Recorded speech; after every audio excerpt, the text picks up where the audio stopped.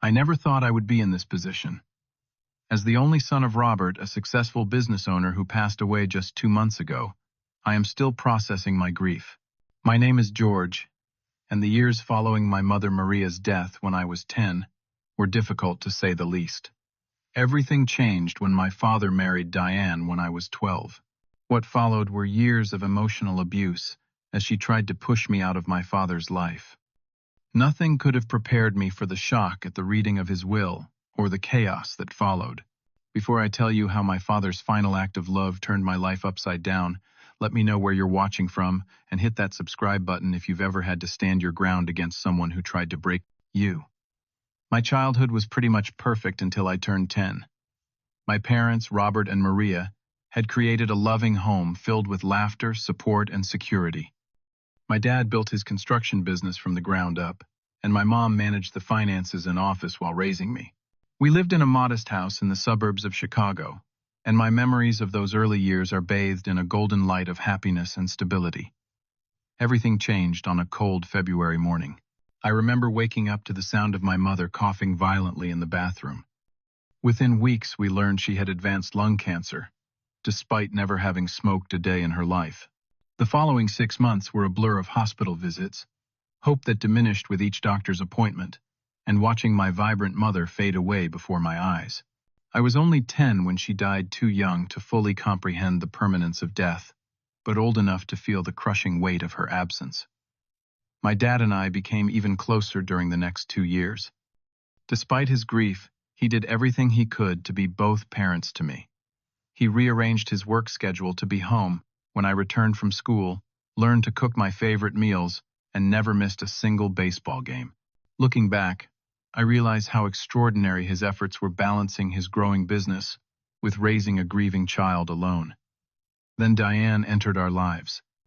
Dad met her at a business networking event where she worked for an interior design company that often collaborated with construction firms. She was strikingly beautiful, charming, and seemed to say all the right things. When Dad first brought her home to meet me, she arrived with homemade cookies and a model airplane kit as a gift. For the first time since Mom died, I saw my father smiling genuinely again. During their whirlwind courtship, Diane was nothing but kind to me, often suggesting fun outings for the 3 of us and showing interest in my hobbies. She had 2 children from her previous marriage, Taylor, who was 13 at the time, and Zach, who was 11. The few times we all got together before the wedding, everything seemed fine. We were awkward around each other, as kids often are in blended family situations, but there were no major issues. Their engagement came after only 4 months of dating, and they married just 2 months later.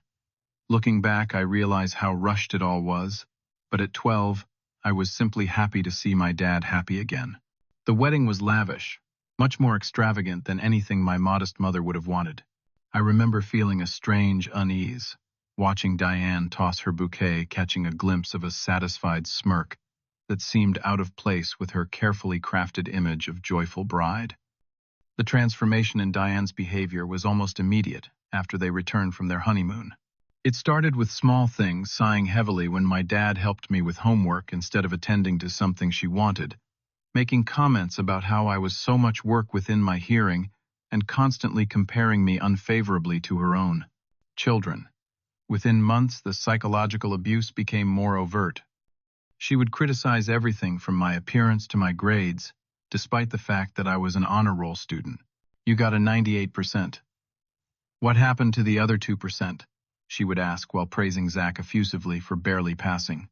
She would rearrange my room without permission, throwing away possessions she deemed childish or worthless, including some mementos from my mother. The worst part was how she tried to drive a wedge between my father and me. If I accomplished something, she would minimize it before my dad could celebrate it. She would tell my father I had said disrespectful things about him that I never said. When I tried to defend myself, she would put on a hurt expression and say, "George, why would you lie about me? I am only trying to help your father raise you properly." As Dad's business expanded, he traveled more frequently, leaving me increasingly at Diane's mercy. She made it clear that her children were her priority, giving them the best of everything while I got the bare minimum. Taylor and Zach got new clothes, and the latest electronics while I had to beg for necessities. They got driven to friends' houses and activities, while I was told to take the bus or walk. Family meals became torture sessions, with Diane lavishing attention on her children while ignoring or criticizing me. My teenage years became an exercise in avoidance. I threw myself into school and sports, finding reasons to stay late at school, go to friends' houses, or lock myself in my room when I had to be home. I got a part-time job at 16 not because we needed the money, but to have a legitimate reason to be out of the house. My father noticed some of the tension but seemed to accept Diane's explanations that it was normal teenage rebellion, or that I was still struggling with my mother's death. The day I left for college at 18 was one of the happiest of my life. I chose a university 3 states away, and the distance gave me room to breathe and develop into my own person. I maintained a relationship with my dad through regular phone calls and visits during major holidays, though I kept these visits as brief as possible to minimize my exposure to Diane. Over the years, I built a successful career as a software developer in Boston, created my own circle of friends, and even had a serious relationship for a while, though it eventually ended amicably. My contact with Diane remained minimal, limited to brief, tense interactions during the rare family gatherings I couldn't avoid. Through it all, I made sure to maintain my connection with my father, though I always felt there was something strained in our relationship that hadn't been there before Diane. The call came on a Tuesday afternoon as I was finishing a meeting. My father had suffered a massive heart attack at 60, and the doctors weren't optimistic. I booked the first flight to Chicago, my mind racing with all the things I still wanted to tell him, the time I wished we had spent together without Diane's toxic presence. I spent the next 5 days by his hospital bed watching his life slip away despite the doctor's best efforts. Diane made appearances playing the role of the devastated wife when nurses or doctors were present, but showing cold indifference when we were alone. She seemed more concerned with updating her social media status than with my father's comfort in his final hours. Dad passed away peacefully in his sleep with me holding his hand. His last words to me, spoken in a moment of clarity the day before, were, "I'm sorry, son. I should have seen it sooner." At the time, I thought he was referring to his health, that he regretted not taking better care of himself. I had no idea what he really meant. The funeral was a large affair as my father had become well respected in the business community. Diane dominated the proceedings, positioning herself as the central figure in his life and relegating me to the background. She sobbed dramatically during the service but was calmly discussing real estate prices with her sister at the reception afterward when she thought no one was listening. Meanwhile, I was left to genuinely grieve the complicated relationship with my father, full of love, but also missed opportunities and unspoken words. 1 week after the funeral, we gathered at the office of Michael Stone, my father's longtime lawyer and friend. The atmosphere was tense as Michael welcomed us into the conference room. Diane sat with perfect posture in an expensive black dress that seemed more appropriate for a cocktail party than a will reading, flanked by Taylor and Zach, now 33 and 31 respectively. I sat across from them feeling like an outsider in my own family, as had been the case for the past 20 years. Before we begin, Michael said, "I want to express my personal condolences to all of you. Robert was not just my client, but a dear friend." He looked directly at me as he said this, and I felt a momentary connection, as though he was trying to convey something beyond professional sympathy. Diane cleared her throat impatiently. "Thank you, Michael. We all miss Robert terribly, but we should proceed with the reading. We all have arrangements to make." Michael nodded and opened a thick folder. "Very well. This is the last will and testament of Robert James Wilson, revised and signed 6 months ago, with 2 witnesses, and properly notarized." I noticed Diane's eyebrows raised slightly at the mention of a recent revision, but she quickly composed her features back into a mask of somber attention. "I'll summarize the main points," Michael continued, "though I have copies of the full document for each of you." He began reading, and with each sentence, I watched Diane's expression shift from confident expectation to disbelief to fury. "To my only son, George Wilson, I leave my primary residence at 1452 Oakwood Drive, the full ownership of Wilson Construction Company, all investment accounts, and 80% of all remaining assets." Diane's face went pale, then flushed with anger.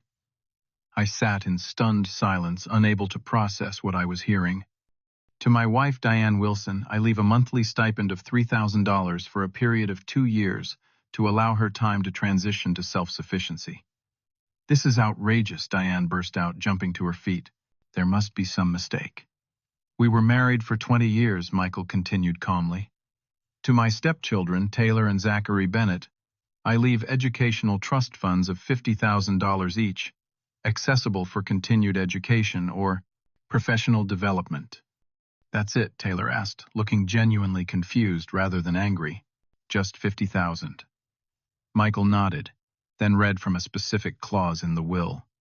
To my wife Diane, whose true nature became clear to me in recent years, I offer this limited provision with the sincere hope that you will find your way to a more authentic life. The cruelty you showed my son did not go unnoticed, merely unaddressed for too long a failure for which I have made my peace with George directly. The room fell silent. I felt a strange mixture of vindication and profound sadness. My father had known. Somehow he had discovered the truth about Diane, but why hadn't he said anything to me? Diane recovered quickly, shifting tactics. This will is invalid, she declared. Robert was not in his right mind. I took care of him. For 20 years I dedicated my life to him. I will contest this. Michael seemed prepared for this reaction. You are certainly within your rights to contest the will, Mrs. Wilson. However, before you proceed down that path, there is something else Robert instructed me to share, in the event of any objection. He opened his laptop and turned it to face us. On the screen appeared my father looking thin but clear-eyed, seated in what appeared to be this very office. If you're watching this, my father began, then I have passed away, and Diane is contesting my will as I suspected she might. His voice was steady, his gaze direct. 3 years ago, I began to have suspicions about Diane's behavior and her treatment of my son throughout our marriage. I hired a private investigator who documented numerous instances of her infidelity, financial mismanagement, including diversion of company funds for personal use, and perhaps most disturbingly, the psychological abuse she inflicted on George. From the time he was 12 years old, Diane's face drained of all color. Beside her, Taylor and Zach looked shocked, glancing between their mother and the screen. I have provided Michael with extensive documentation, my father continued, including financial records, witness statements, and video evidence that would be made public in the event of a contested will. My decision to revise my will was made with full mental capacity and after careful consideration of all factors. Diane, I hope you will accept the provisions I've made and move forward without further conflict. After the video ended, Michael informed us that my father had recorded several additional testimonials, all legally witnessed and dated, explaining his decisions in detail. He had, in effect, created an airtight case against any contest Diane might bring. I sat in stunned silence. All these years I had thought my experience with Diane was somehow my fault, or that my father simply hadn't noticed or didn't care enough to intervene. Now I learned that not only had he discovered the truth, but he had also taken decisive action to protect me even after his death. Diane's behavior in the days and weeks that followed was exactly what you might expect from someone whose carefully constructed facade had crumbled. She oscillated between rage, attempting to break into the family home after I had the locks changed, and pathetic pleas for compassion, claiming she was now destitute despite the 2 years of stipend my father had provided. She launched a campaign of character assassination against me among family friends and business associates, claiming I had manipulated my father in his final years and stolen her rightful inheritance. Few people believed her, especially after I quietly shared some of the documentation my father had gathered with key individuals who needed to understand the situation. The most surreal moment came when I discovered hidden cameras in the house, showing Diane returning with her own key, which no longer worked, and then breaking a back window to enter.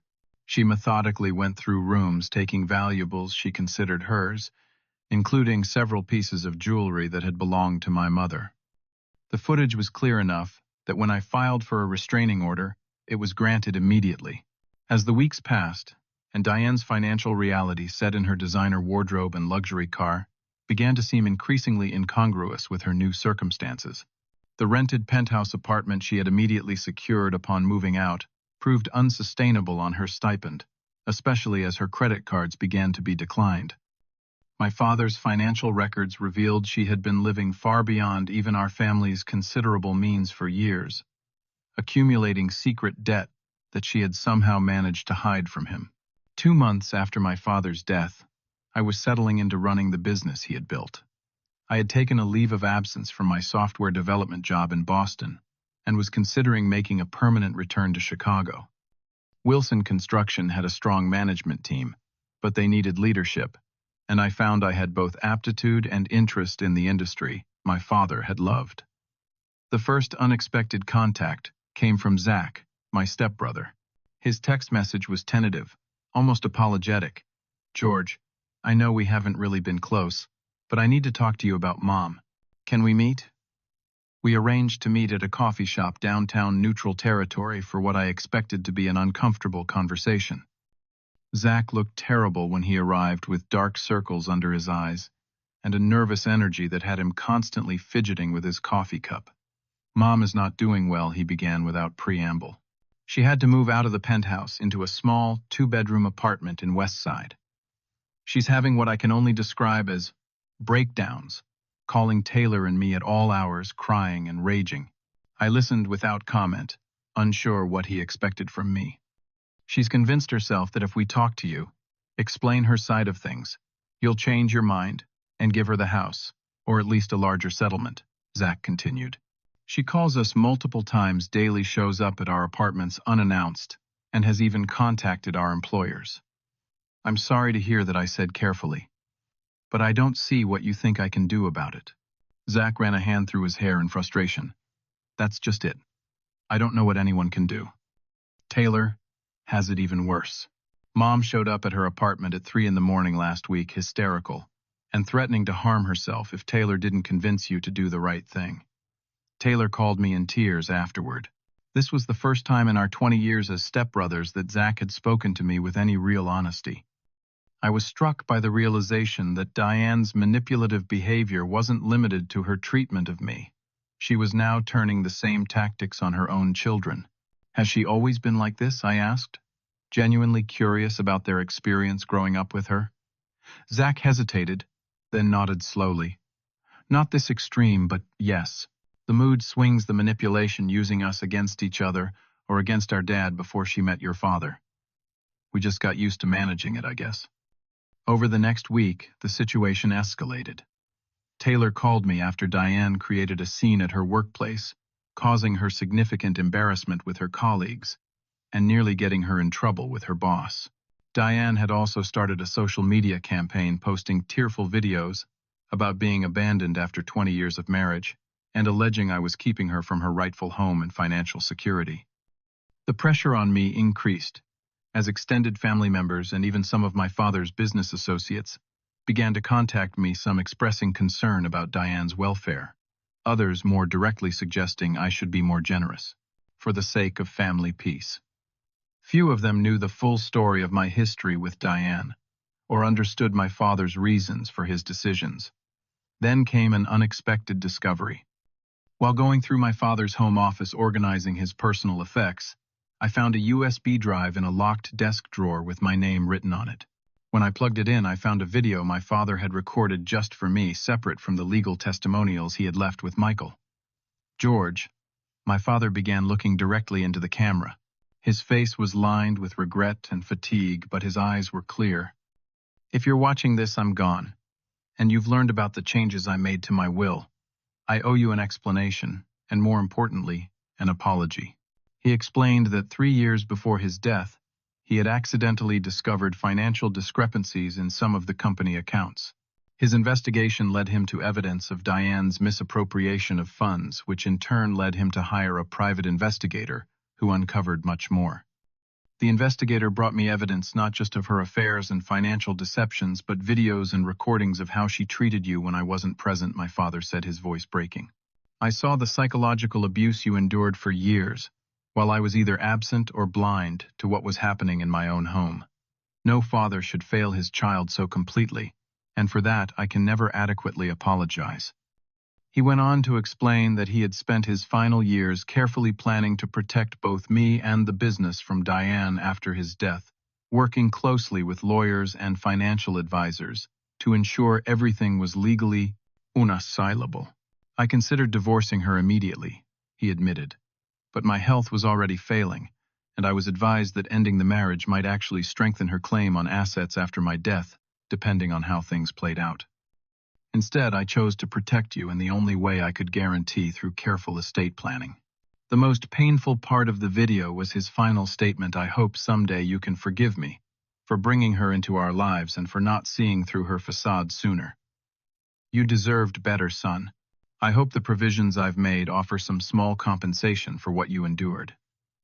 I love you, George. I always have." While I was processing this emotional revelation, Diane escalated further.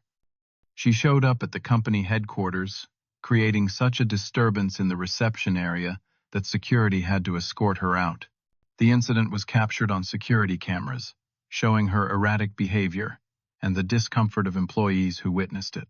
This was no longer just a family matter, but was beginning to impact the business my father had worked so hard to build. I decided to hire my own private investigator to look into Diane's past. What he uncovered was illuminating a pattern of similar behavior in her previous relationships: financial manipulation and emotional abuse, directed at both partners and children. Her first husband had gone through an experience remarkably similar to my father's, though without the financial resources to protect himself as effectively.